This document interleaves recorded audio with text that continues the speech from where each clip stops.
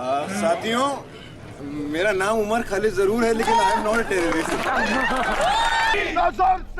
आजादी, मिलकर बोलो आजादी, बोल मेरे भैया आजादी, बोल मेरी बहना। डरिए मत, नाइंसाफी के खिलाफ आवाज बुलंद कीजिए। जिन लोगों को झूठे मुकदमों में फंसाए जा रहे हैं, उन लोगों की रिहाई की मांग कीजिए। हर जुल्म के खिलाफ बोलिए। अगर आप इस वीडियो को देख रहे हैं, इसका यह मतलब है कि मुझे गिरफ्तार कर लिया गया है। इस वीडियो के जरिए मैं आपको एक संदेश देना चाहता हूं। दिल्ली दंगों के जो दिल्ली पुलिस की कार्रवाई है, उसमें वो दंगाइयों को नहीं पकड़ रहे, जिन्होंने खुलेआम दंगा किया, दंगा भड़काया, पुलिस की मौजूदगी में भड़काया, टीवी कैमरा के सामने भड़काया। हम सबने देखा। उन पर एफआईआर तो दूर की बात, उनको एक बार दिल्ली पुलिस पूछताछ के लिए भी नहीं बुला रही। मैं आप सबके बिहाफ पे ये बात कह रहा हूँ, ट्रंप के जाने तक तो हम शांति से जा रहे हैं, लेकिन उसके बाद हम आपकी भी नहीं सुनेंगे अगर रास्ते खाली नहीं हुए तो। गद्दारों को गोली मारो, सालों को, देश के गद्दारों को। 2016 एक इवेंट जेएनयू के कैंपस में ऑर्गेनाइज होता है। साथियों, अभी कुछ दिन, पिछले 10 दिनों में मुझे अपने बारे में ऐसी ऐसी बातें जानने को मिली हैं जो मुझे खुद नहीं पता थी। मुझे पता चला कि मैं 2 बार पाकिस्तान होकर आया हूं। टॉपिक था अफजल गुरु की हैंगिंग एनिवर्सरी।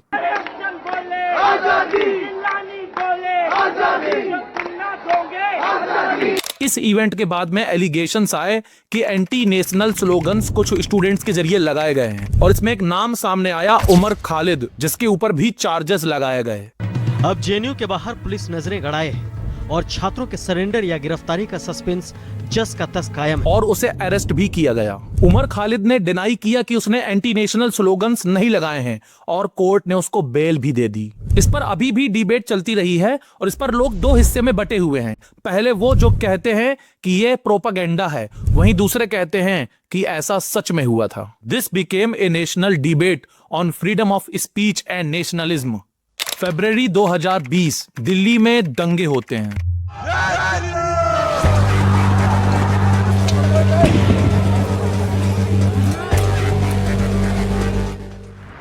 जिसमें 50 से ज्यादा लोगों की जानें चली जाती हैं।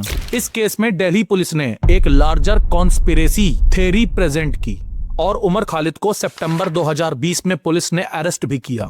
Charges under UAPA, unlawful activity prevention act. Delhi police ने रविवार रात उमर खालिद को गिरफ्तार कर लिया। यूएपीए के तहत आरोप है कि उमर ने राष्ट्रपति डोनाल्ड ट्रंप की यात्रा के दौरान लोगों को सड़कों पर उतरने को कहा और दिल्ली में सांप्रदायिक हिंसा भड़काने का प्रयास किया। A conspiracy to incite riots. Police claim करती है कि जो प्रोटेस्ट हुए थे वो एक कॉन्स्पिरेसी का ही पार्ट है। Speech given by Umar Khalid cited as evidence. Umar Khalid ने इस पर कहा कि उनका स्पीच एक पीसफुल प्रोटेस्ट के लिए था, ना कि दंगे भड़काने के लिए, और उन्होंने वायलेंस को प्रमोट करने से बिल्कुल मना कर दिया, और इस बात से डिनाई कर दिया कि ऐसी कुछ प्लानिंग उन्होंने नहीं की थी। But the key evidences as per mentioned in the charge sheet, WhatsApp chat, witness statement and protest planning meeting, इन सब चीजों की वजह से उमर खालिद अभी भी फंसा हुआ है। कोर्ट ने इस पर अभी भी फाइनल कन्विक्शन नहीं दिया है, और केस अभी भी जुडिशियल प्रोसेस में है। Mind it, under UAPA bail is getting extremely difficult, which makes the legal process itself very significant. The Supreme Court has denied bail to Umar Khalid and Sarjeel Imam in the 2020 Delhi riots larger conspiracy case, while granting bail to the other 5 accused. इस case का political angle और case कहां तक जा रहा है, इस पर तो हम बात करेंगे। उसके पहले उमर खालिद के बारे में कुछ जान लेते हैं। Who is Umar Khalid? उमर खालिद का जन्म 1987 में हुआ। उनके फादर सैयद कासिम रसूल इलियास एक सोशल एक्टिविस्ट भी रहे हैं। उमर ने अपनी एजुकेशन कंप्लीट की जेएनयू से, जो कि इंडिया की टॉप यूनिवर्सिटीज में से एक है। वो पीएचडी स्कॉलर थे और स्टूडेंट पॉलिटिक्स में एक्टिवली वर्क कर रहे थे। And he vocal on issues like democracy, politics, minority rights, student rights, and उनकी स्पीच इतने खतरनाक थी कि स्टूडेंट्स को 1 मिनट में ब्रेन वॉश कर देती थी। उमर खालिद की स्पीच और बातों में वो वजन था और वो पावर थी जिससे स्टूडेंट्स एकदम ब्रेन वॉश हो जाते थे और वो लोगों को वो समझा देते थे जो कोई पॉलिटिशियन समझा नहीं पाता था, जिससे कि करंट गवर्नमेंट को भी उससे डर लगने लगा कि आने वाले समय पर कहीं ऐसा ना हो कि उमर खालिद कोई बड़ा दंगा भड़का दे। उमर खालिद 2020 से अब तक जेल में ही है और कोर्ट ने मल्टीपल टाइम्स उनकी बेल रिजेक्ट कर दी। अब तक भी उनका केस पिछले 6 सालों से ट्रायल में चल रहा है। कहीं इसके पीछे कोई कॉन्स्पिरेसी तो नहीं? उमर खालिद का डिफेंस यह है कि उनके खिलाफ कोई पक्का एविडेंस नहीं है कि उन्होंने दंगे भड़काए और उन्होंने यह कहा कि ये तो उनका कॉन्स्टिट्यूशनल राइट है कि वो प्रोटेस्ट कर सकते हैं और अपनी फ्रीडम ऑफ स्पीच का यूज करके संविधान के दायरे में रह करके वो बोल सकते हैं।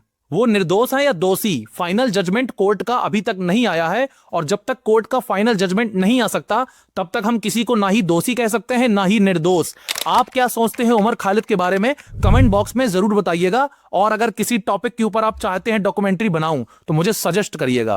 उमर खालिद का यह केस एक किसी कॉन्स्पिरेसी से कम नहीं है। इस पर बहुत सारे लोगों का हाथ हो सकता है या फिर उमर खालिद के पीछे किसी पॉलिटिकल लीडर का हाथ हो सकता है।